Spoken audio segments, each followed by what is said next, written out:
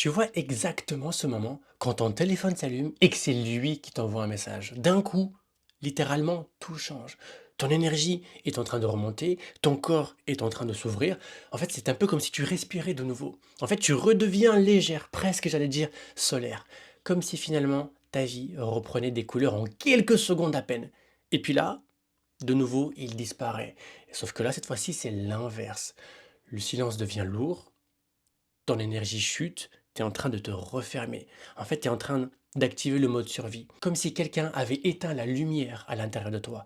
Et si tu es honnête, tu vis littéralement pour ces moments-là. Pas pour la relation, pas pour la construction, mais pour ce shot de kiff, ce shot de dopamine. Ce moment où tu te sens enfin activée, enfin vivante. Et le reste du temps, tu attends. Tu attends qu'ils reviennent, tu attends qu'ils t'écrivent, tu attends de te sentir de nouveau toi. Et ça, en fait, t'as pas envie de le regarder en face.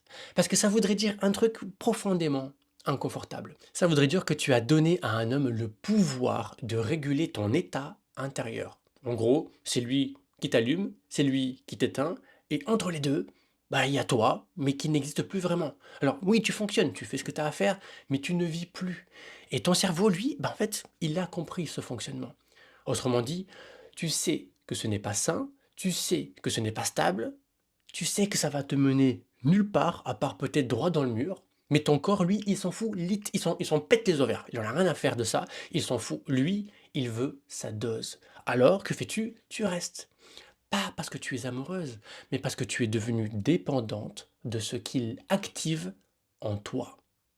Et c'est là que tu es en train de te mentir, parce que tu dis aux autres, peut-être même à moi, tu dis des phrases du genre: ouais, mais tu sais, c'est compliqué, cette relation est intense.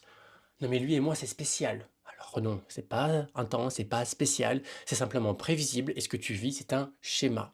Et je le vois tous les jours chez les femmes que j'accompagne. Ce sont des femmes brillantes, lucides, indépendantes, qui comprennent ce qui se passe dans leur vie, mais qui continuent quand même. Et c'est ça le vrai problème. Ce n'est pas un manque de compréhension, tu es lucide, tu es intelligente, tu vois les choses. Sauf que il y a une incapacité à agir. En somme, tu sais, mais tu ne le fais pas. Tu vois clair, mais tu restes. Et entre les deux, en fait, il y a comme un espace rikiki de 2 centimètres. 2 centimètres entre savoir et faire. Et ces 2 centimètres sont en train littéralement de te coûter des années de vie. Pendant que en fait, regarde, pendant que tu comprends, tu continues à t'attacher. Pendant que tu analyses, tu continues à t'abîmer. Pendant que tu réfléchis, tu continues à espérer. C'est pour ça, en fait. Et rien ne change, parce que tu crois que comprendre va te sauver les miches. Pas le moins du monde. Absolument pas. Parce que comprendre ne change rien.